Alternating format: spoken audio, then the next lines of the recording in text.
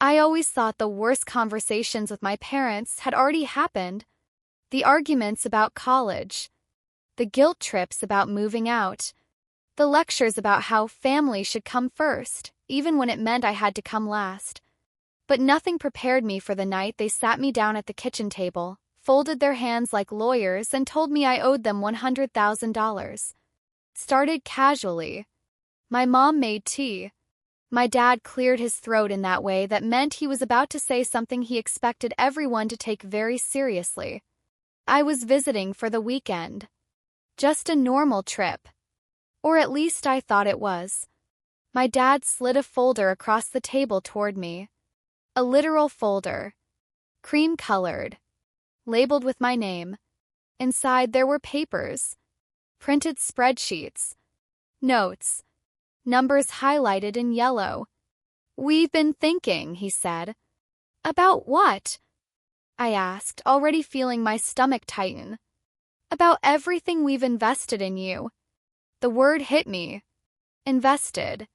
Not loved. Not given. Not chosen. Invested. Like I was a portfolio that hadn't paid out yet. My mom jumped in, her voice soft, like she was delivering good news. We added it up. School supplies. Clothes. Food. Birthdays. Vacations. Doctor visits. Activities. Housing. Everything. I flipped through the papers, confused at first. Rows of numbers. Dates. Totals. Notes written in the margins. Then I realized what I was looking at. This wasn't nostalgia. This wasn't memory. This was a bill. My chest tightened. What is this supposed to be? My dad leaned back, steepling his fingers like he'd practiced this speech in the mirror. It is a breakdown of the costs associated with raising you. Your mother and I agreed that, now that you're an adult with a job, it is reasonable that you begin reimbursing us. The room felt suddenly smaller. Reimbursing you, I repeated slowly, like maybe I'd misunderstood. For raising you? My mom nodded like it was the most natural thing in the world. Children repay their parents in many cultures. Teaches responsibility. Gratitude. I stared at the final number at the bottom of the sheet. $103,487.62. They had rounded it down to 100,000, like they were offering a discount. A laugh almost escaped me. Not because it was funny. 'Cause it was surreal. I had grown up thinking our biggest problem was emotional distance. Coldness. Comparisons. Subtle favoritism toward my brother.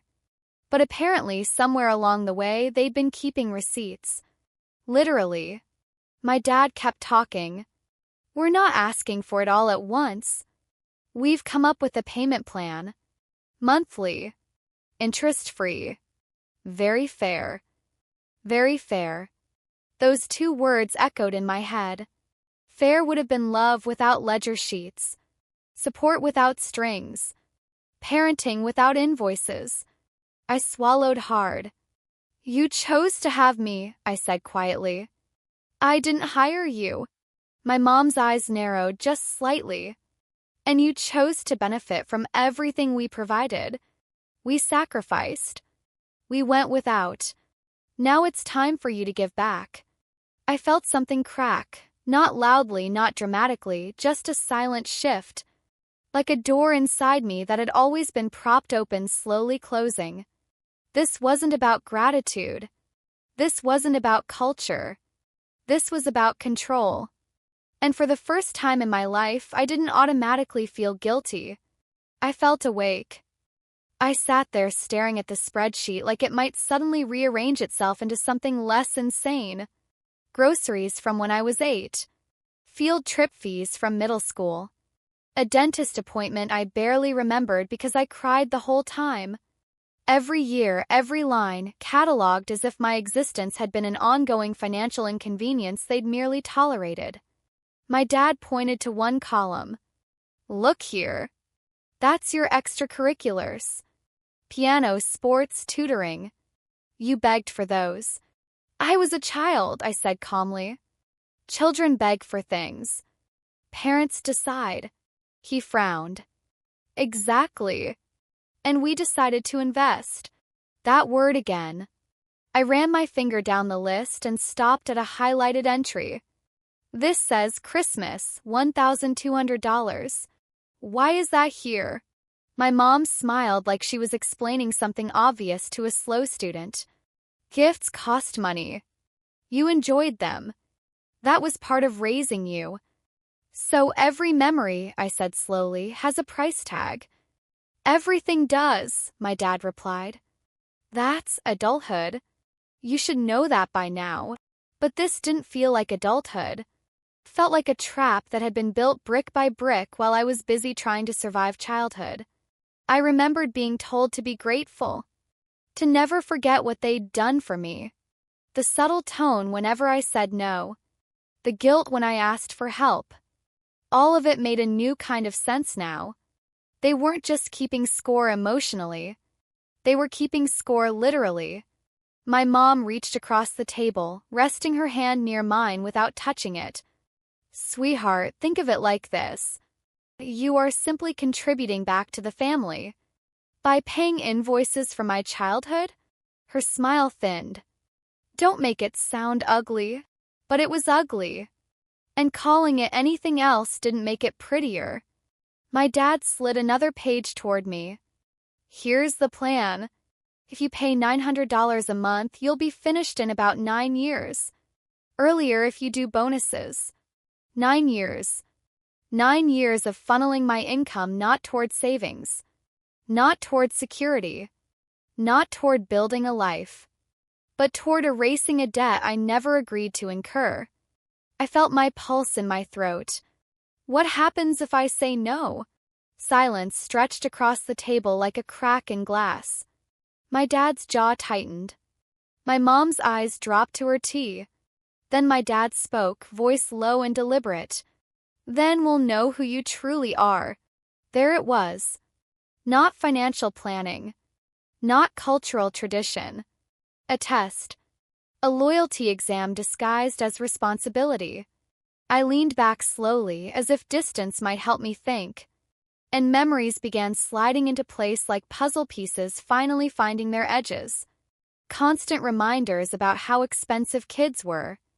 The size when I needed new shoes. The comments about how my brother would take care of them someday. Not love. Expectation. I thought about the years I worked 2 jobs in college so I wouldn't burden them. About the nights I cried in dorm bathrooms because I couldn't afford books. About the time I skipped a doctor visit because the copay felt like too much. And all this time, apparently, a meter had still been running. My voice came out steady, even though my insides were shaking. Did you ever plan on telling me about this before now? We didn't want to pressure you while you were still getting established, my mom said gently. Established. I lived in a small apartment. I had student loans. I carefully checked my bank account before buying groceries. And somehow in their eyes that made me ready to start paying them back for breathing. I looked at the number again. 100,000. Not a conversation. Not a misunderstanding. A bill. And beneath the shock, something else quietly formed. Not rage. Not panic. Clarity. I realized that this wasn't sudden. This was the final reveal. The mask slipping. The ledger they'd been building finally handed over. My childhood had never felt free. Now I understood why. The longer I stared at those pages, the more it felt like I was looking at evidence rather than information. Evidence that every moment of generosity had secretly been logged. Evidence that love had always come with an invisible receipt I was just now being shown. I traced the timeline with my eyes, infancy, childhood, adolescence, and it hit me that they had turned my life into accounting. Milestones became line items. Growth became expense reports. Memories became transactions waiting to be balanced. My dad launched into a lecture about responsibility, about how Western children take their parents for granted, about how the world would be better if everyone paid their parents back. He spoke like a man delivering a TED Talk no one had asked to attend. I watched his mouth move and heard the words, but my brain kept drifting to different scenes. The night I was 12 and got sick and slept on the couch because they said they needed rest for work. The time I saved lunch money for weeks to buy a birthday gift for my mom and she barely looked at it. College semester I nearly dropped out because my financial aid was late and I was too scared to ask for help. Had all of that gone into the spreadsheet too? Or only the parts that cost them money? My mom chimed in again, her tone now coated with disappointment instead of sweetness. We've done everything for you. Other kids your age are already supporting their parents. We're not asking for the world.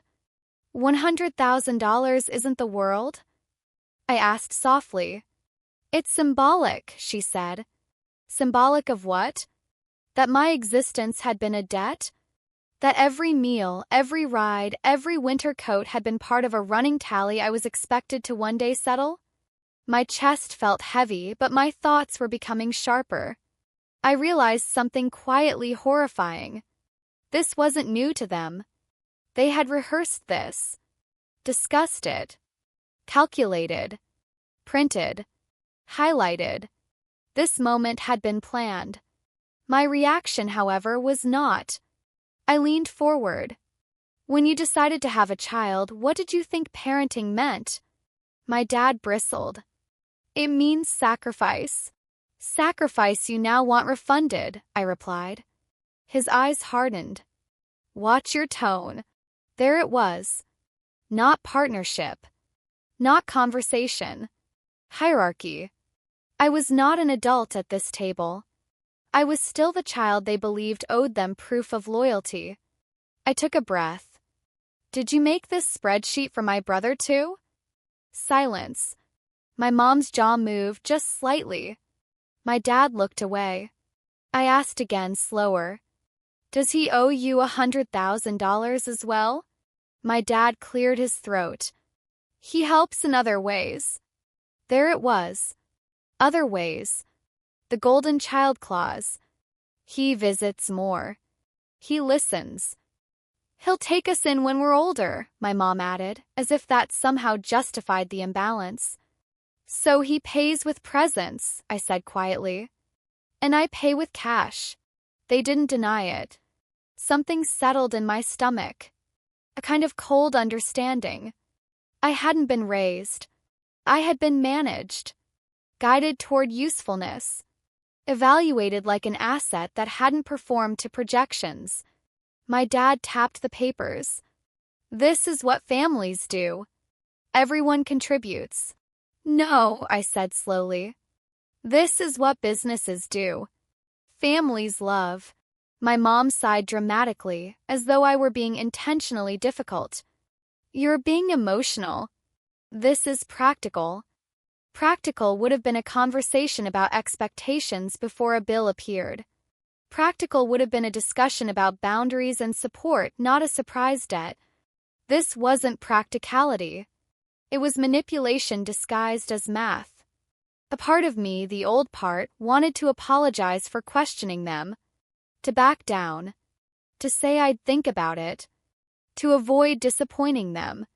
But another part, newer and stronger, refused.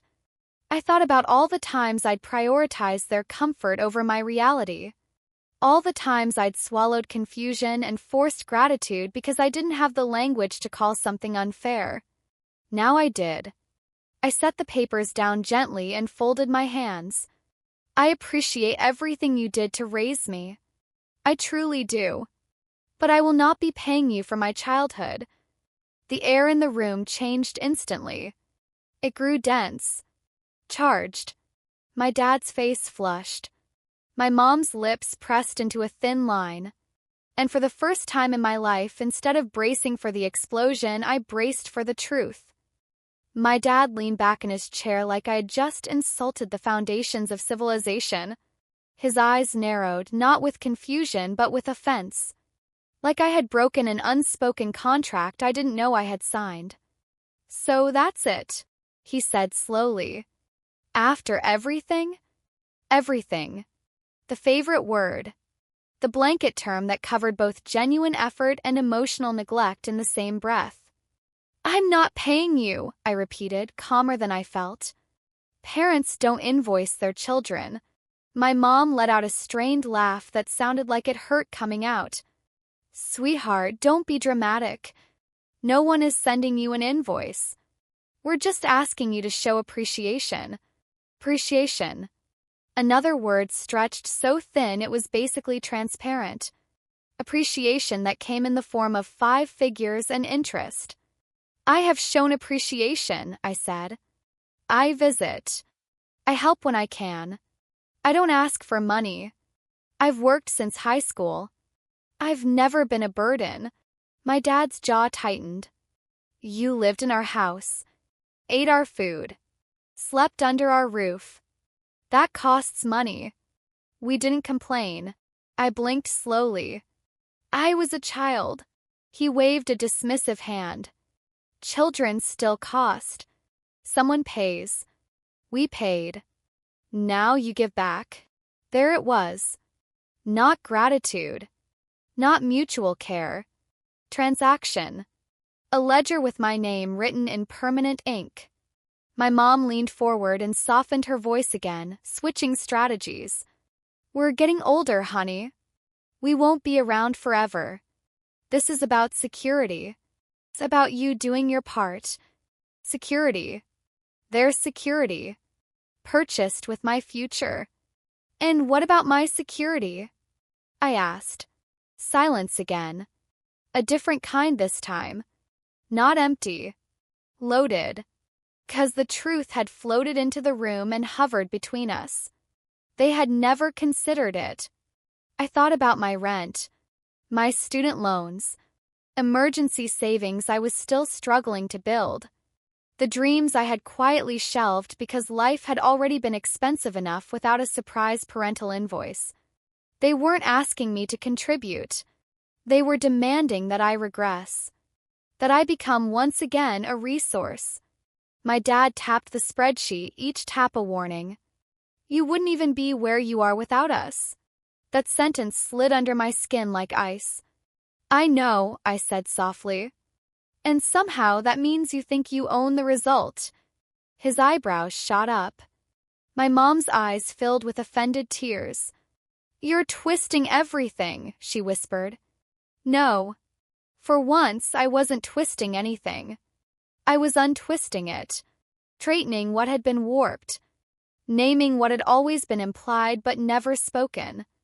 I took a breath. Did you have kids because you wanted someone to love, or because you wanted someone to eventually pay you back? My mother's tears vanished like they'd been stage props dropped too early. Her eyes sharpened. That's cruel, she snapped. Cruel.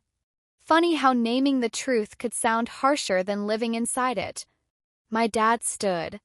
Slowly. Deliberately. The room felt smaller. You don't talk to us like that, he said.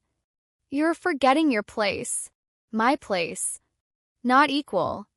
Not adult. Not daughter with boundaries. My place was obedient. Grateful. Quiet. I swallowed. I'm not forgetting anything. I'm finally remembering. He stared at me like he didn't recognize the person in front of him. Maybe he didn't. Maybe the version of me who apologized for existing had finally stepped aside. He pointed to the papers again. This is not negotiable. We expect responsibility. We expect honor. Honor. What a pretty word to dress manipulation in. Honor is chosen, I said. Not extorted. I watched the words land. My mom flinched. My dad's nostrils flared. He exhaled through his nose like he was trying not to shout. You think you're smarter than us now. Because you have a job. Because you live alone. Because you read your little books and watch your little therapy videos online. There it was. Contempt. The belittling. The subtle insult wrapped in fake concern. I think I'm allowed to question, I said. That's all. You're allowed to respect, he shot back. Respect in our family had always meant surrender. My phone buzzed in my pocket. A small vibration. A reminder that there was a world outside this dining room. Outside the spreadsheet. Outside this endless negotiation over what I owed simply for being born. I ignored it. I'm not signing anything, I said. My mom's eyes widened. No one asked you to sign, my dad interrupted. We will draft an agreement. The word echoed. Agreement. A contract pretending to be love. He nodded to himself, already imagining legal language. Payment schedules. Deadlines. It was surreal.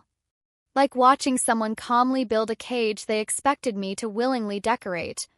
I pushed my chair back and stood. My hands were trembling, but my voice wasn't. I'm leaving now. My mom gasped like I had slapped her. We're not done. Yes, I said quietly. We are. I walked toward the door, every step heavier and lighter at the same time. My dad's voice followed me, sharp and cold. If you walk out like this, don't expect anything from us again. There it was. The final card. Withdrawal of affection masquerading as consequence. I paused with my hand on the doorknob. Not because I was reconsidering, but because, strangely, I felt something like grief. Not for losing them. For finally accepting I had never truly had them the way I thought I did. I turned slightly. I never did. Then I opened the door and stepped outside. The air felt different. Cooler. Cleaner. Like it belonged to me again. And for the first time in my life, I realized something simple and devastating. Sometimes the debt isn't money. Sometimes the real debt is the one you pay every day with your silence. And I was done paying. I sat in my car for a long time before I even turned the engine on. The steering wheel felt unfamiliar in my hands. My reflection in the rearview mirror didn't look like me. Or maybe it finally did. The house behind me glowed warmly. Porch light. Kitchen lights. Shadows moving past the windows. It looked ordinary. Safe. Like any family home at the end of a long day. Inside it, a spreadsheet said I was a financial asset. Inside it, love had a price tag. I let my forehead rest against the steering wheel. My breath shook. Not crying. Not yet. Just shaking. My phone buzzed again. This time I looked. Mom, come back inside. You're overreacting. We can talk when you calm down. There it was. The rewrite. I wasn't hurt. I wasn't violated. I wasn't allowed to be angry. I was overreacting. I was dramatic. I was the problem. The old urge rushed in fast. The one that always saved the peace at my expense. To apologize. To walk back. To swallow. To agree. My thumb hovered over the keyboard. Sorry. The reflex lived in my muscles. But then I remembered the spreadsheet.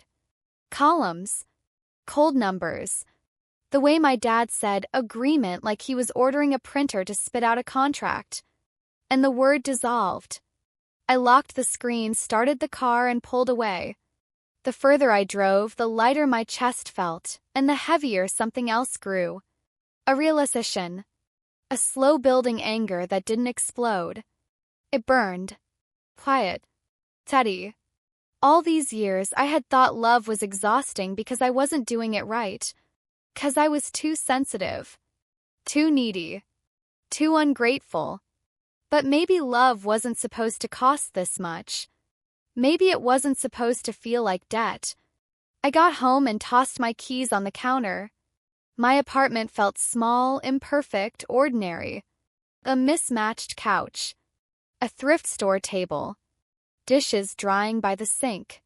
For the first time, it looked like freedom.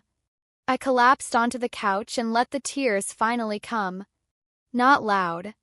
Not ugly. Just quiet tears for the version of me that had tried so hard to earn what should have been given freely. My phone buzzed again. Dad, we'll talk finances tomorrow. Think about responsibility. No, are you safe? No, are you okay? Just finances. Responsibility. A second message followed. Dad, don't embarrass us by talking about this with outsiders. Family matters stay in the family. There it was. The rule. The cage. Silence is loyalty. Truth is betrayal.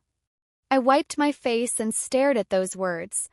Something inside me shifted. Not defiantly. Not impulsively. Calm. Precise. I opened a new note on my phone. Began typing everything I remembered from the conversation. Dates. Phrases. Exact wording. Not because I planned revenge. 'Cause I needed clarity. Reality. A record that I wasn't crazy. Halfway through, my phone rang. Mom. I let it go to voicemail. A minute later, the message came through. Her voice sounded wounded. Controlled. Fragile. Hi, sweetheart. I don't know why you're acting like this. We love you. We only asked for help. Families help each other. It's normal. You're making us feel like monsters. Please don't twist our intentions. Call us back when you're thinking straight. Thinking straight. Translation: when you agree. I lay there listening to the message twice. 3 times. Each listen stripped away another layer of guilt. Because here was the truth. They were more upset about losing control than losing me. And somehow that hurt less than it used to. 'Cause finally I could see it clearly. The next morning I woke up with puffy eyes and a strange sense of steadiness. No panic. No urge to fix everything before breakfast. Just quiet certainty. Coffee. Shower. Work clothes. Routine wrapped around the chaos like a warm blanket. At lunch, I told my coworker and closest friend, Jess. I expected shock. Maybe even judgment. Instead, she sighed. Oh. You're one of us. One of who? I asked. She leaned forward. The kids who grew up thinking being loved meant paying rent on your existence. The sentence landed in my chest like truth always does. Heavy then freeing. We talked. For a long time. About boundaries. About therapy. About parents who blur lines and then call the blur love. By the time I left work, the decision had formed. Not sharp. Not vengeful. Simple. I wasn't paying. And I wasn't arguing anymore. That evening, I sat at my tiny table with my laptop open. Typed slowly. Carefully. Dad. Mom. I've thought about everything. I will not be paying you any amount of money for raising me. That is not a debt I owe. I appreciate the things you did for me growing up. But I am not an investment. I am not responsible for funding your future. I will not discuss this again. Conversations continue only about money or guilt, I will step back. I love you. But I will not be manipulated. I reread it 3 times. Removed apologies.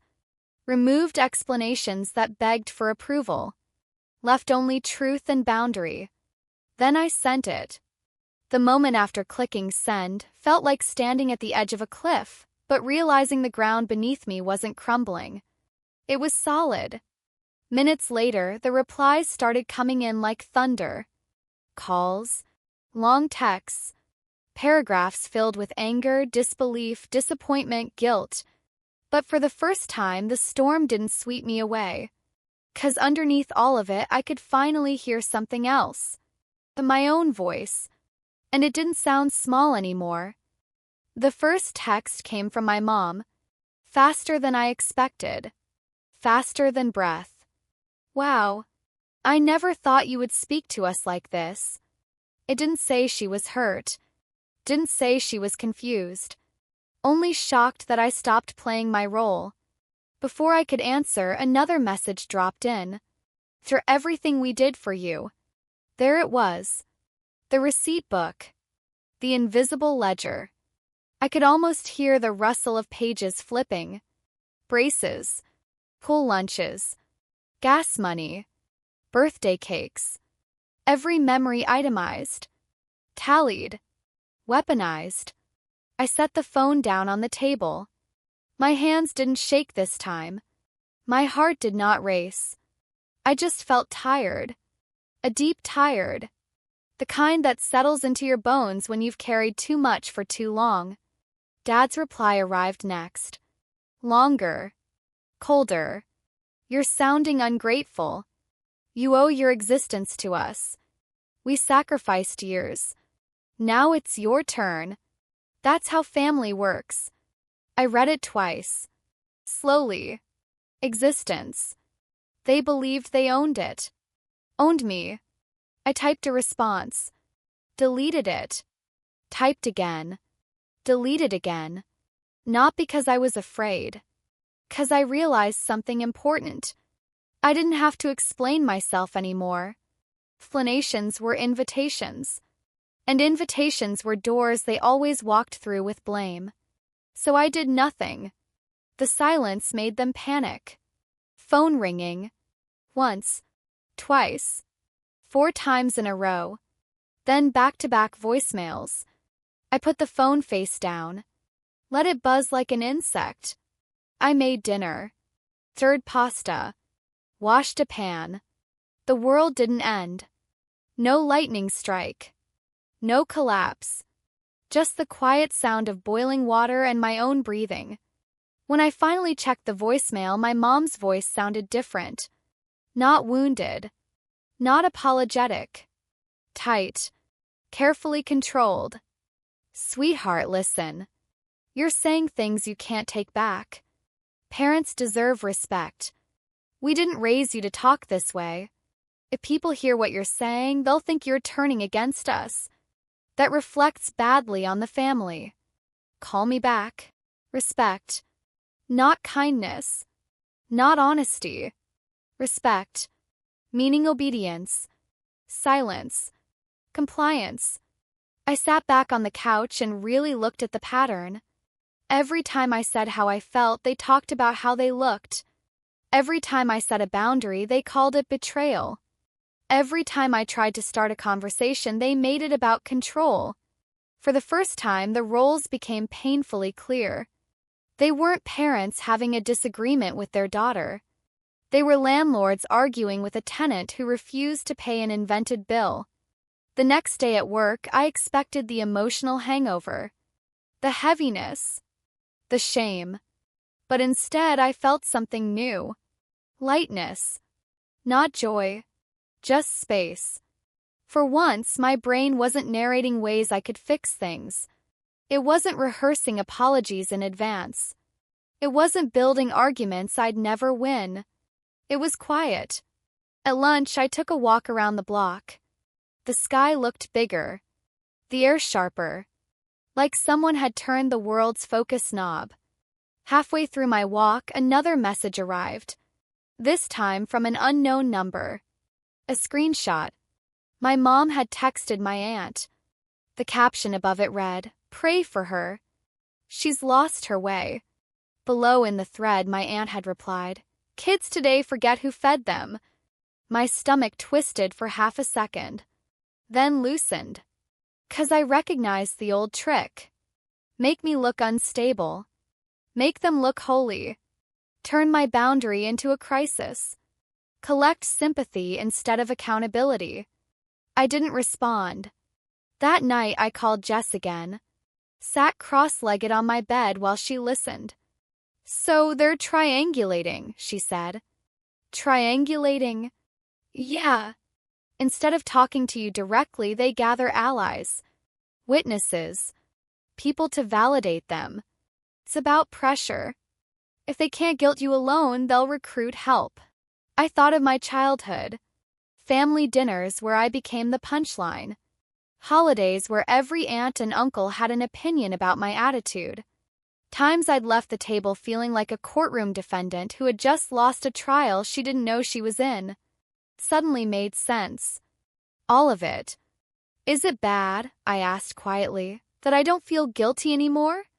Jess smiled through the phone. I could hear it. No, she said. It means you're healing. Guilt was the leash. We talked for another hour. When I hung up, I didn't feel rebellious. I didn't feel cruel. I felt adult, like someone who finally understood that love without choice isn't love. It's control with a pretty label. The next morning, my dad sent one more message. Short. Cold. Final. Since you refuse to help your family, don't expect us to help you when life gets hard. I read it slowly. Once that sentence would have terrified me.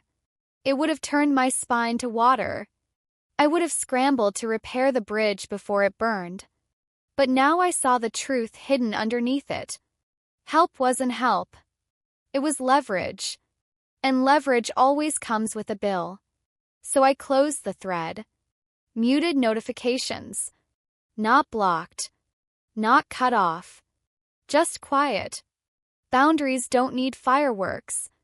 Sometimes they just need distance. That night, lying in bed with the lamp off and the soft hum of the city outside my window, I whispered something out loud. Not for them. For me. I don't owe you my life for being born. The words didn't echo. They anchored. For the first time in years, I fell asleep without rehearsing an apology. Without composing speeches in my head. Without bargaining with a debt that never existed. And in that silence, something new began growing. Not anger. Not revenge. Self-respect. The silence lasted 3 days.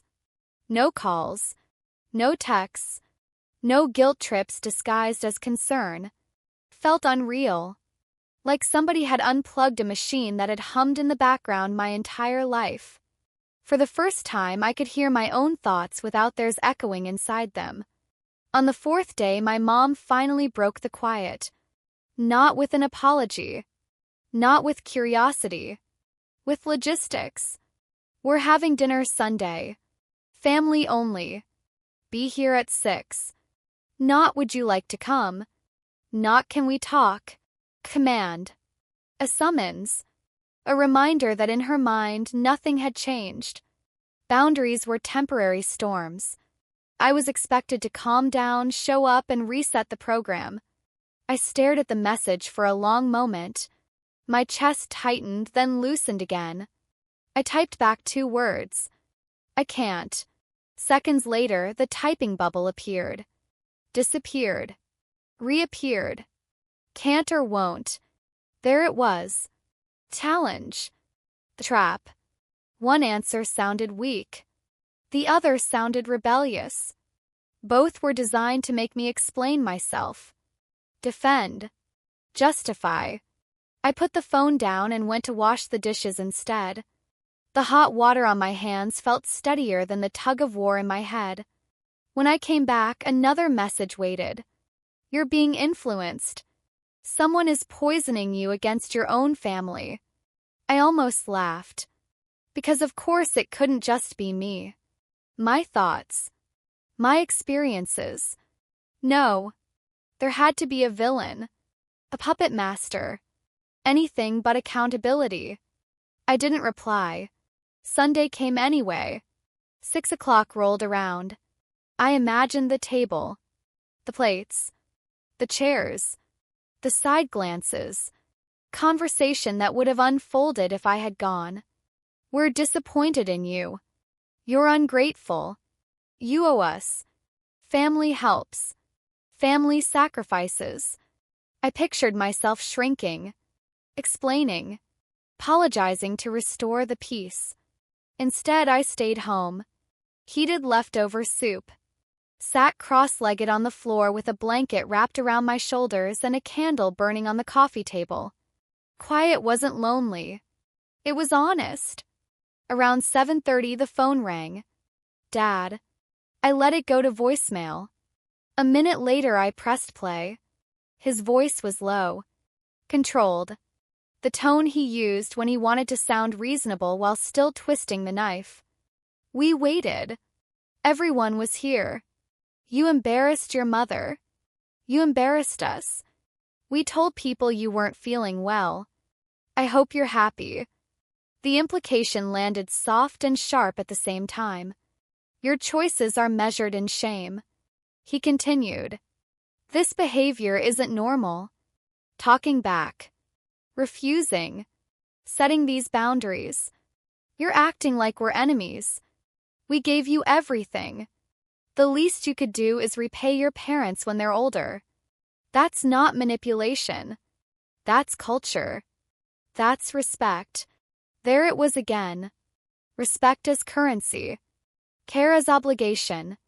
Love as contract. I closed my eyes and listened to the final line.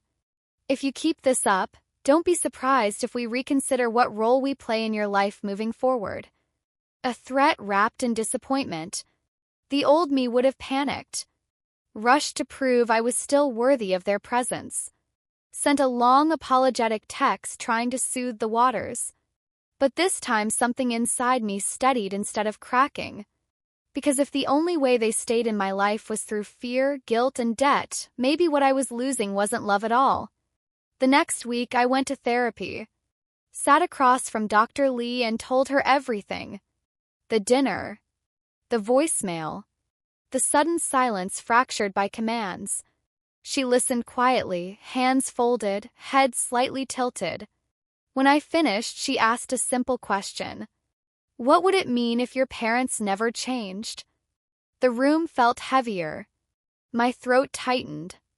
I swallowed. It would mean I started, then stopped. Truth rose slowly. It would mean I'd have to stop waiting for them to become the parents I needed.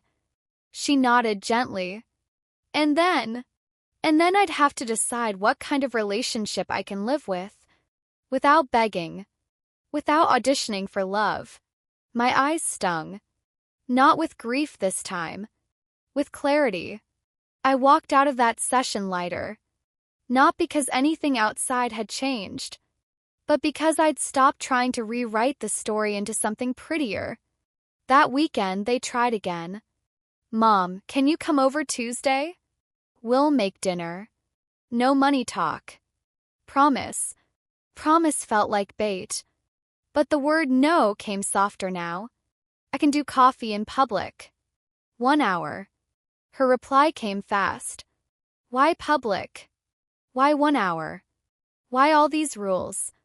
I took a breath. Typed carefully. 'Cause I feel safer that way. No apology. No justification. A simple truth. She didn't respond for nearly an entire day. When she finally did, the message was short. Fine. Coffee shops smelled like cinnamon and burnt espresso. People talked quietly. Cups clinked. The world moved. Ordinary. I sat with my hands wrapped around a warm mug while my mother walked in and scanned the room. She spotted me. Smiled tight. Sat down. For a moment, neither of us spoke. Then she exhaled loudly. You've changed. I met her eyes. I've grown. She shook her head like that was the wrong answer. You talk like a stranger. Cold. Calculated. Using words like boundaries and manipulation. That's not you. It was surreal. Hearing her describe my healing like a disease someone else had infected me with. That is me, I said quietly. It's just me without fear. Her mouth tightened. We were good parents, she insisted. We sacrificed. We worked. We fed you. We clothed you. We showed up. Yes, I said. You did those things. And I'm grateful. But raising a child isn't alone. There isn't a bill due later. Her eyes flashed. That's how families survive, she said. Everyone gives back. You'll understand when we're gone and you're alone. There it was. The knife wrapped in prophecy. I didn't flinch. I'd rather be alone than owned, I said softly. She blinked, sat back. For the first time, she didn't immediately argue. The silence between us wasn't war. It was truth revealing itself. She looked out the window, voice quieter. "Your father thinks you hate us." I shook my head. "I don't hate you. I just finally love myself enough not to keep paying for affection." We sat there, two people who shared blood but not the same definition of love. When the hour ended, I stood up first. She didn't hug me. I didn't force it. We walked separate ways into the afternoon light, and as I crossed the street, something inside settled into place. Not victory, not revenge, a boundary that no longer needed defending. 2 weeks passed before the next storm, long enough for me to start thinking maybe the worst was over, long enough for the quiet to feel normal instead of suspicious. Then, out of nowhere, a thick envelope appeared in my mailbox with my parents' return address printed in neat block letters. No text, no warning, no explanation, just paper. My hands felt strangely calm as I carried it inside, sat at my kitchen table and slid a butter knife under the seal. A stack of documents spilled out. Printed pages, highlighted sections, paper-clipped notes. The top, in my dad's careful handwriting, 3 words stared back at me. "This is fair." My stomach didn't drop. My breath didn't hitch. I just read. The first page outlined a proposed repayment plan. Monthly contributions. Interest. A timeline extending over decades. Words like obligation, duty, generational support. Next came a breakdown of my childhood expenses. Diapers, doctor visits, pool trips, sports fees I barely remembered participating in, times I stayed home while other kids joined teams because money was tight. Somehow even those years had been itemized. Every dollar traced like a crime scene. The bottom of each column, numbers circled in thick ink. Totals felt unreal. Not because they were high, but because they were presented like evidence, like proof that I owed them my adulthood. Then came something worse. Letters, drafted but not sent. One to my employer, one to a distant relative, one to my grandmother's old pastor. Each letter described how deeply ungrateful I had become, how worried they were, how I had been influenced by outsiders and therapy, how I might not be trustworthy with finances, how they were simply trying to guide me. They hadn't mailed them yet. This was a warning, a preview, quiet threat wrapped in concern. I leaned back in my chair and stared at the ceiling. Not shocked, not devastated, just profoundly done. I gathered the papers into a neat pile, ran my fingers across the edges. There was a time when this would have shattered me, when I would have raced to their house crying, ready to negotiate my own dignity away just to erase the tension. But now all I could see was how far they were willing to go to keep the ledger alive. My phone buzzed 30 minutes later. "Dad." Right on cue. "Did you read it?" "Thoughts." I typed slowly. I needed my words to belong to me. "Yes, I read it. My thought is simple." "No." Typing bubble appeared. Disappeared. Returned. "This is not optional." I stared at that sentence longer than any other in this entire journey. Not because it scared me, but because it revealed everything. Love was optional. Support was optional. But my obedience? Not optional. I took a breath. Let it out slowly. "It is optional." I wrote, "'Cause it's my life." 10 minutes passed. Then the message that finally snapped the last invisible thread. "If you refuse, we will protect ourselves. We will tell people what you're doing. We will make sure they know you abandoned us." There it was. Truth spoken out loud at last. Not protection. Reputation. Not connection. Control. I didn't reply. I stood up, walked to the kitchen sink, turned on the faucet, and watched the water run cold. Then I did something that surprised even me. I called Dr. Lee. I told her everything.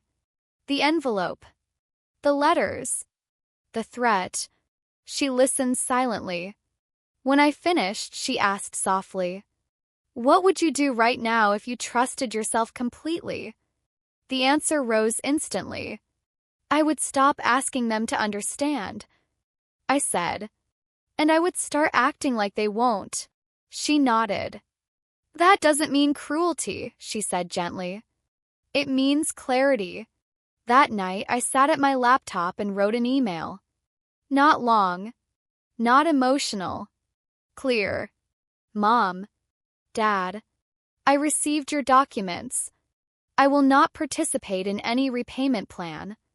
I will not sign anything. I will not attend meetings about this. If you choose to involve other people, that is your decision. But I will not engage. If you contact my work, my friends, or other relatives to shame or threaten me, I will consider that harassment and respond accordingly. I love you. But this conversation is over. I read it twice. Took out the apology I had almost slid into the second paragraph. Then I pressed send. Minutes later, my mom called. I let it ring.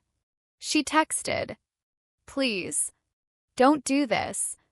Families talk. Families fix things."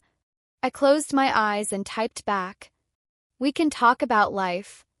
We can talk about memories. We can talk about normal things. But not debt. Not ownership. Not control."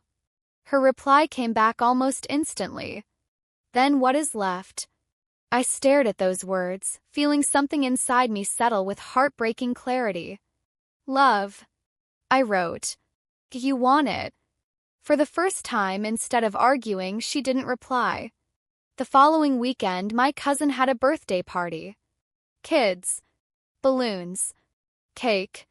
Kind of noisy celebration that feels like chaos wrapped in sugar. I debated not going. But then I thought about hiding. About shrinking my world. About living in fear. No. I went. They were there. My parents. Standing near the food table, laughing too loudly, telling stories to people who didn't care. When they saw me, the laughter faltered. Not stopped. Shifted. Controlled. Measured. My mom approached first, smiled too tight. "You look thin," she said. There it was. A greeting disguised as a judgment. "Hi," I answered simply. We made small talk. Weather. Work. Nothing sharp. Nothing personal. My dad avoided eye contact at first. Then, eventually, he walked over. "We got your email," he said flatly. "I know," I replied. Long pause. "You're serious about this," he added. "Yes." He looked at me with something new in his eyes. Not anger. Not disappointment. Something closer to confusion. Like a man who had pushed the same button for decades and finally discovered it didn't work anymore. "Then I don't know what kind of daughter you're choosing to be," he said quietly. The words slid through the air like cold wind. But they didn't pierce. "I'm choosing to be an adult," I said. Not a debt. Conversation ended there. Not with yelling. Not with slamming doors. Just a long silence where an old script died quietly. Later, as I drove home with the windows cracked and the night air brushing my face, I realized something important. Nothing dramatic had happened. No explosions. No epic scene. Just choices. Consistent. Firm. Kind. And those choices were changing the entire structure of my life. And for the first time, I wasn't afraid of what came next. The next big shift didn't arrive with shouting. Didn't arrive with slammed doors or dramatic public scenes. came quietly, through an email notification at 9:14 on a Tuesday morning while I was reheating my coffee at work. The subject line read, "Family Planning Meeting." For a split second, I thought it was spam. Then I saw the names copied. My parents, my brother, 2 aunts, an uncle I barely talked to, and me. The message was long, formal, drafted by my dad but clearly edited by my mother's tone. It talked about clarity, about moving forward, about ensuring expectations are understood. It invited everyone to join a video call Sunday evening to discuss roles and responsibilities as we age as a family. Roles, responsibilities, age as a family. Carefully chosen words that sounded mature and thoughtful until you slowed down. Then they sounded like a corporate meeting disguised as love. I reread it twice. My chest didn't tighten. My throat didn't close. I just felt something settle deeper inside. A line. A non-negotiable. I replied with one sentence. I won't be attending. Thank you. 5 minutes later, the phone rang. My brother this time. That alone told me everything. Hey, he said casually, like this was small talk. Got the invite? I did, I said. You're coming, right? No. Silence on the other end. Then a sigh. The exasperated kind. Look, they're freaking out, he said. Just join the call. Smile. Nod. Say you'll think about it. Calm them down. You know the drill. Something in his voice struck me. Not cruelty. Not malice. Just familiarity. He had grown up inside the same system but never questioned the rules. He had learned the choreography and assumed it was dancing. I'm not doing that anymore, I said gently. He laughed. Not mean. Just disbelieving. You're taking this therapy stuff too seriously, he said. It's not that deep. There it was again. Shrink the wound. Minimize the pain. Turn the pattern into a joke. It is that deep, I answered. It always was. I just didn't have words for it. He sighed again. They're our parents, he said. We owe them. No, I replied quietly. We honor them if they behave honorably. We don't owe them a lifetime of debt because we were born. He didn't know what to do with that sentence. I could hear it in the way he paused, searching for a script that didn't exist. Whatever, he muttered. Just don't make this harder than it has to be.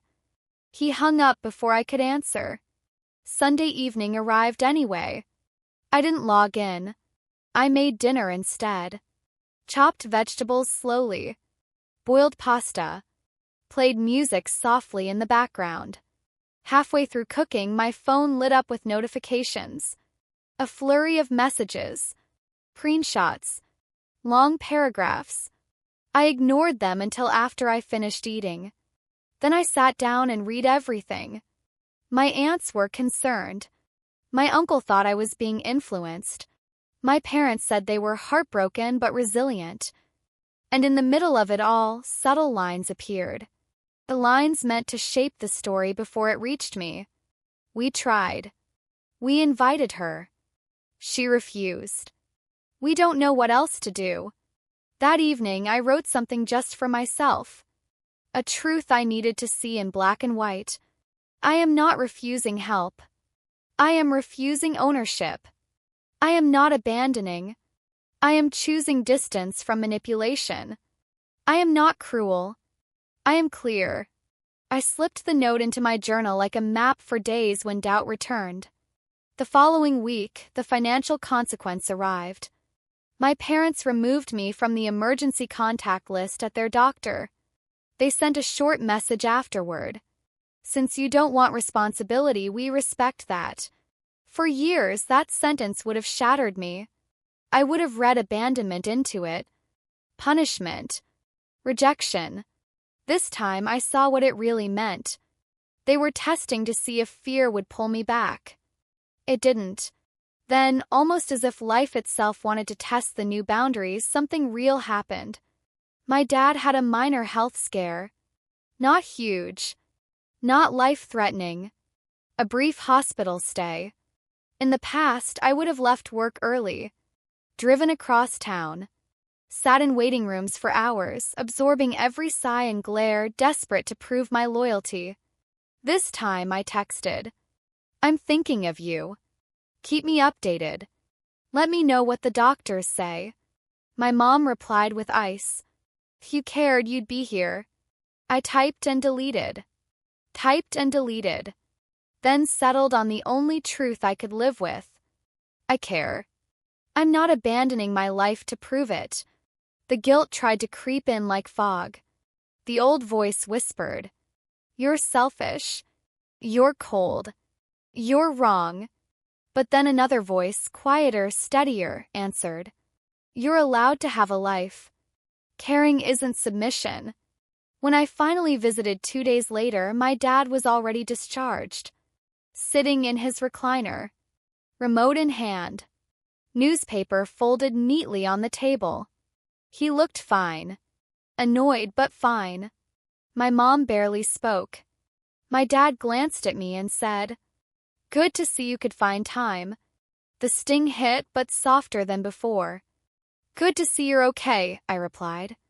We talked about weather, forts, mundane things. Not money, not debt, not expectation. Every time the conversation drifted toward guilt, I gently steered it back. If they pushed harder, I changed the subject. If they insisted, I stood up and said, "I'm heading out." It was strange. Quiet. Word. But also honest. One night, weeks later, something changed. We were sitting at the dinner table. Just the three of us. My mom put her fork down. Her voice didn't sharpen. It softened. "Do you really think we don't love you?" she asked. Question hurt more than any accusation. Because it wasn't a trap. It was raw. Vulnerable in its own crooked way. "Yes," I said after a long pause. "I think you love me. But I think sometimes you love control more." She inhaled sharply. My dad shifted in his chair. "I felt like a walking debt," I continued quietly. "Like a bill. Like I had to earn my place. I still do sometimes. And I'm tired." The words hung in the air. Nobody moved. Nobody talked. The silence wasn't war this time. It was grief. The kind that doesn't explode. Kind that sinks in. For the first time, my dad didn't counter. Didn't argue. He looked down at his plate like maybe, just maybe, he saw something he hadn't wanted to see. We didn't resolve anything that night. There was no movie-style breakthrough. No tearful apologies. But a crack appeared. Not enough to walk through. Enough to see light. Driving home afterward, I realized something important. This story was never going to be about revenge. Not really. It wasn't about teaching them a lesson or winning some invisible battle. It was about choosing myself without burning everything to the ground. And somewhere between the arguments and the silence, the guilt and the boundary, something inside me had shifted permanently. For the first time in my life, I wasn't scared of losing them, 'cause I had finally stopped losing myself. The tipping point came on a gray afternoon when the sky looked like it hadn't decided yet whether to cry. I was at my desk, answering emails, sipping lukewarm coffee when my phone buzzed with a notification from my bank. Unusual activity detected. My heart didn't immediately race. I assumed it was fraud. A mistake. A glitch. Something modern life just throws at you sometimes. I opened the app. My breath stalled halfway down my chest. A transfer. Not huge. Not catastrophic. But personal. Painfully symbolic. $450. Labeled, "Family Expense Reimbursement." My parents' names sat right there beside the transaction as if the universe wanted to underline them in red ink. I blinked twice, convinced I was misunderstanding something. Then the realization hit like slow thunder. They still had access to the old joint account I'd opened years ago when I first moved out, the one meant for emergencies and transition, the one I kept forgetting existed because I rarely used it. Technically, it was connected to my name. Technically, they weren't stealing. They were just taking, assuming, claiming, without asking, without warning, without a conversation. My hands started to shake. Not because of the money, because of the message hidden inside the withdrawal. We still own you. Your boundaries are negotiable. Your consent is optional. I called my mother first. No hello. No warm lead-in. Did you take money from my account? A pause. Then the familiar sigh. We needed help, she said. You know things have been tight. You're doing well. We figured. You figured wrong, I said quietly. That's my money. It's family money, she corrected, as if language itself would bend reality. We raced you. There's give and take. Don't make this ugly. There it was. The old ledger. The invisible invoice they'd always waved like a ghost in the room. I'm not making it ugly, I replied. I'm making it honest. Put it back, she scoffed. You've changed. Yes, I said. On purpose. She called my father into the conversation. I could hear the handover, the rustle, the muttered explanation. He came on like a manager resolving a customer complaint. We didn't think you'd mind, he said. We're all one unit. We are not a unit if you bypass my consent, I answered. You took without asking. That's dramatic, he shot back. We've paid for everything your whole life. Clothes, food, school. You act like $400 is a crime. My chest went hot. You didn't invest in me, I said slowly. You fulfilled the bare minimum responsibility of being parents. And half the time I helped pay those bills. Don't rewrite history. Silence. I had never said that aloud before. I had never sliced through their myth so cleanly. Then he said the line that melted whatever illusion remained between us. You owe us. You exist because of us. There it was. Naked. Unfiltered. Core belief. Not love. Not partnership. Ownership. Something inside me snapped into clarity. I don't owe you my adulthood, I said calmly. I don't owe you my bank account. I don't owe you access. Not anymore. He laughed. Short. Bitter. You kids and your boundaries. I didn't raise my voice. I didn't cry. I didn't plead. Transfer it back by tonight, I said. And remove yourselves from that account. If you don't, I close it. Completely. He tried again. You wouldn't dare. I ended the call. Not dramatically. Not angrily. Just decisively. Then I drove to the bank. The fluorescent lights hummed above me while I sat across from a woman in a navy blazer who had the gentle patience of someone who had seen too many family wars disguised as financial transactions. I explained everything. She didn't judge. She didn't pry. She simply clicked, typed, confirmed. We removed their names, froze external transfers, flagged unauthorized withdrawals, closed what needed closing, opened what needed opening. When she slid the final form toward me to sign, I hesitated for one heartbeat. Not because I doubted my decision, but because I knew this paper, this ink, would rewrite the power dynamic of my entire life. I signed. The ride home felt strangely quiet. No triumph. No fireworks. Just a subtle internal shift. Like a bone finally settling back into its rightful place. That evening, my mother texted. We saw the bank changes. This is hurtful. I stared at the screen. Once upon a time, those words would have gutted me. I would have apologized. I would have explained myself until my throat burned. Instead, I wrote, "I'm not responsible for protecting you from the consequences of your choices." She didn't reply. An hour later, my dad called. His voice wasn't loud. It wasn't angry. It was wounded. Almost small. "So that's it?" he asked. "You're cutting us off?" "No," I said softly. "I'm cutting off the parts that hurt me." He didn't understand. Maybe he didn't want to. "You've become selfish," he murmured.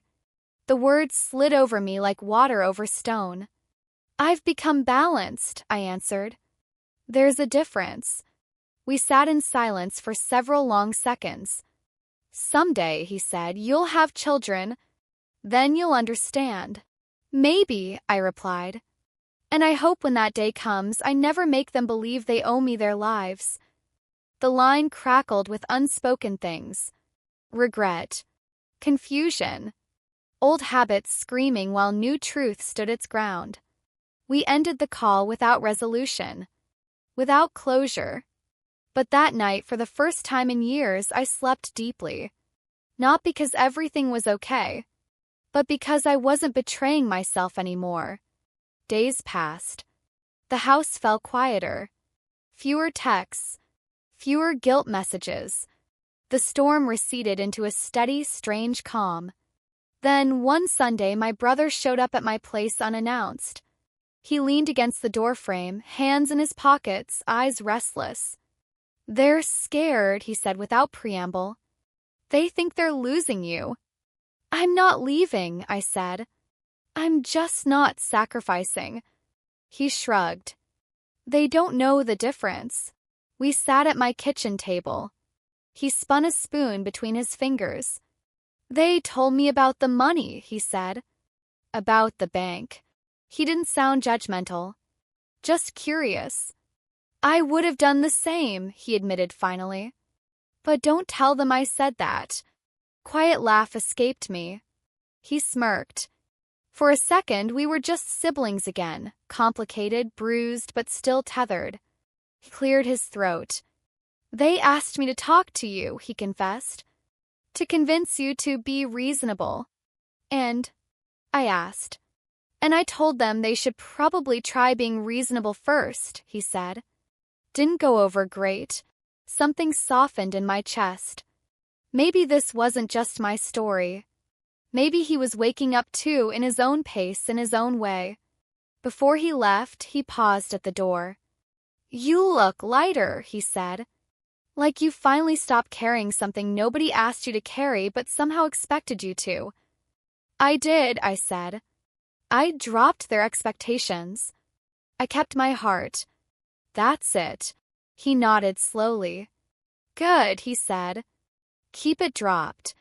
After he left, I stood in the quiet apartment, staring at the soft evening light stretching across the floorboards, and realized something simple and enormous. Peace doesn't always arrive with reconciliation. Sometimes it arrives with boundaries that stay standing even when they tremble. And for the first time in my life, I trusted mine. A week later, the conversation happened. Not the half versions we'd had before. Not the guilt wrapped in concern. Not the manipulative nostalgia. The real one. Kind where everyone sits at the table and the truth does not ask permission to enter. I drove to their house on a Saturday afternoon. The same driveway I'd ridden bikes on. The same cracked sidewalk where I'd learned to draw chalk hearts because paper felt temporary but concrete felt like forever. The house looked exactly the same. Only I was different. My mother opened the door with that tight smile people wear when they've been rehearsing. My father sat at the dining table, arms crossed, expression carefully neutral. The air felt thick. Almost ceremonial. I sat down across from them and folded my hands. Not defensive. Not combative. Just steady. "Thank you for coming," my mom began. Her voice trembled at the edges. We want to understand. That sentence used to disarm me instantly. It used to make me soften, rush to comfort, rush to explain. This time I let the silence sit. Silence I was learning could be honest. I'll go first, I said softly. Because if we don't say the real things, this will just be another performance. They both stiffened, as if the word performance was too close to home. I love you, I continued. That hasn't changed. But for most of my life, love here came with a receipt. A running total. A story that said I owe you for existing. My dad opened his mouth. I lifted a hand gently. Please let me finish. He closed it again. When you took money from my account without asking, it wasn't just about the $400. It was every time you made me feel like my adulthood was borrowed. Like my choices were rented. Like I was still 12 and my life belonged to you. My mother's eyes shone. That wasn't what we meant, she whispered. I know, I said. But that's what it did. Impact matters more than intention. They exchanged a glance. Something uneasy flickered between them. You always called boundaries disrespect, I went on. You always called independence selfish. But those things are how people survive. How they grow. How they learn to trust themselves. My father leaned forward, elbows on the table. You sound like a therapist, he muttered. I sound like someone who stopped apologizing for breathing, I replied. And who finally sees the difference between gratitude and debt. The words landed like soft grenades. Quiet but impossible to ignore. We worked hard, he said after a moment. We sacrificed. We didn't have much. Everything we did was for you kids. I don't doubt that, I said. I'm grateful. Truly. But your sacrifices don't become chains around my wrists. Raising children isn't an investment with guaranteed interest. It's a responsibility. The choice you made. My mother's voice rose, more from fear than anger. So we're the villains now? No, I said gently. You're human. But some of the things you did hurt. And you can't heal what you refuse to name. Silence again. Heavy. Full. Necessary. I took a breath. I need clarity between us. I'm not your financial safety net. I'm not your emotional punching bag. I'm not your retirement plan. I'm your daughter. And that has to be enough. My mother wiped under her eyes. We didn't realize, she said. We thought you were strong. We thought you didn't need. I nodded. That's the problem. You mistook endurance for invincibility. I coped quietly, so you assumed I wasn't bleeding. My father leaned back. His expression cracked open in a way I had never seen before. Less authority. More bewildered man who didn't know how to hold his own mistakes. So what happens now? He asked. Now we learn, I said. We talk before money moves. We ask, we don't assume. We respect no as an answer. We stop framing everything as what you did for me and start talking about who we are to each other. He swallowed. And if we slip? Then we repair, I said. But I won't sacrifice myself to make the slips comfortable anymore. My mother nodded slowly, like someone tasting a language they hadn't believed existed. We felt abandoned, she admitted quietly. When you pulled the account, when you stopped coming by as much, it felt like punishment. It wasn't punishment, I said. It was protection. For me. 'Cause staying in systems that hurt you just to keep the peace isn't peace. It's self-erasure. Conversation twisted, softened, sharpened again. They asked questions. Some defensive. Some honest. Some scared. I answered without cruelty. Without sugarcoating. We sat with memories. We named moments. Times they dismissed me. Times I disappeared on purpose to avoid conflict. Times we all pretended things were fine because pretending was easier than rebuilding from truth.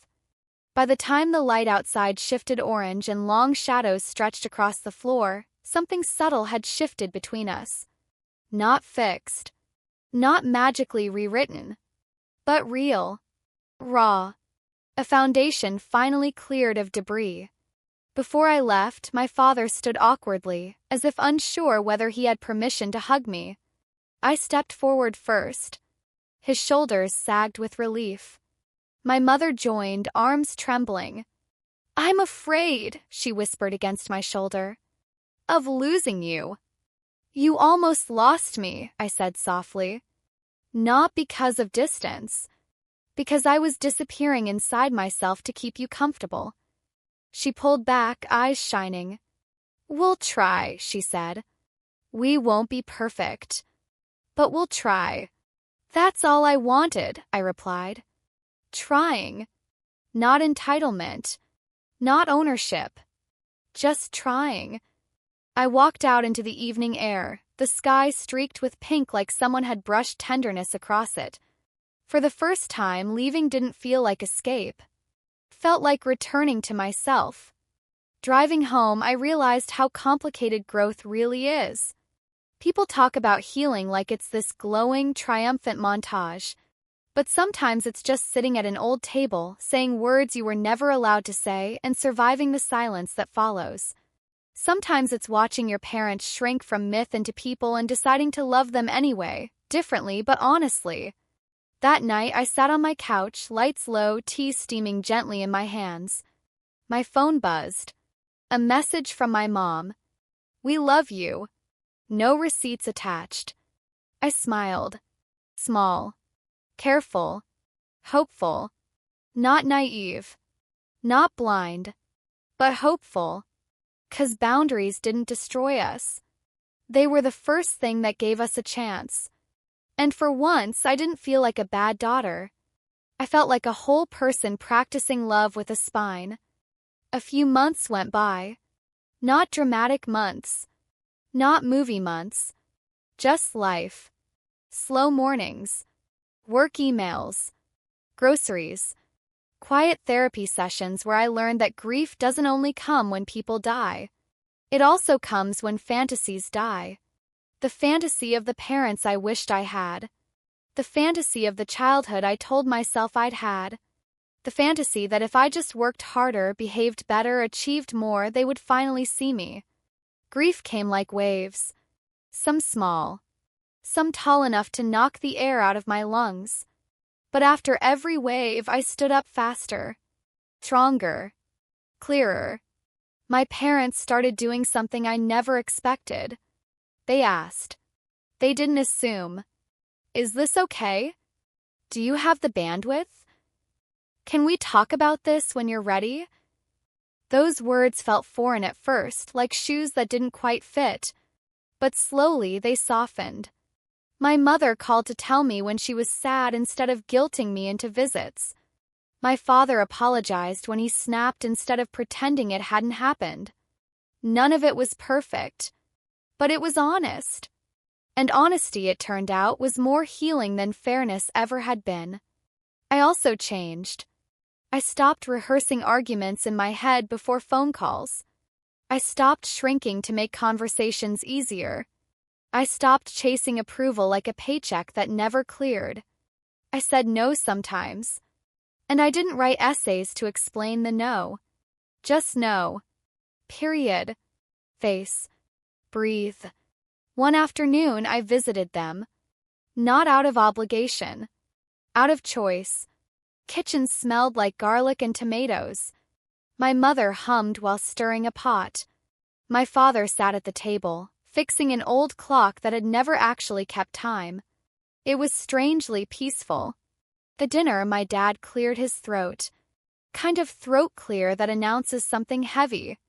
"We met with a financial advisor," he said. "We rewrote our wills." My stomach tightened for a moment. Old panic. Old scripts. He continued. "There is no spreadsheet anymore. No debt. No expectations. We made something simpler. He slid a folder across the table. I opened it slowly. Inside were pages written in plain language. No highlight marks. No interest rates. Just clarity. It said, everything will be divided evenly. No favors. No hierarchy. No invisible math. And then at the bottom a sentence that made my throat burn. We do not expect repayment for raising our children. That was our privilege. I blinked hard. My mother reached across the table and squeezed my hand. We can't change how we spoke before, she said. But we can change how we speak now. There was no dramatic music. No applause. Just the quiet cracking open of something that had been sealed shut for decades. Later that night, I drove home in the cool dark. Streetlights slid across the windshield like soft reminders. I thought about the person I used to be. The version of me who carried everyone's expectations like a second spine. The one who believed that love meant debt. That family meant sacrifice without boundaries. That silence meant peace. She had done her best. She had survived. But she wasn't steering anymore. Now my life was built on different rules. Love, yes. Connection, yes. But not at the cost of myself. Not at the price of disappearing. And the part that surprised me most was this: I didn't resent them anymore. Not the way I used to. Anger had burned off like fog in sunlight, leaving behind something steadier. Not blind forgiveness. Not forgetting. Just perspective. People break things when they're scared. Parents break things when they don't know better. And children grow up and decide whether they will pass that break forward or heal it in their own hands. 1 year later, we stood together at a small park by the lake. No grand event. No fireworks. Just sandwiches and laughter and the awkward, wonderful closeness of people learning each other all over again. My father bumped my shoulder. You teach us more than you think, he said. My mother slipped her arm through mine. And now we finally get to love you without receipts. I smiled, not because everything was perfect, but because for the first time I wasn't pretending. In the end, my revenge wasn't screaming. Wasn't cutting them off. Wasn't proving how wrong they were. My revenge was growing into someone who refused to live like an invoice. Someone who said kindly but firmly, no, someone who chose truth over comfort, boundaries over guilt, self-respect over obligation. They insisted I owed them $100,000 for raising me. But the real debt had never been mine. And the moment I stopped trying to pay it back, I finally felt free.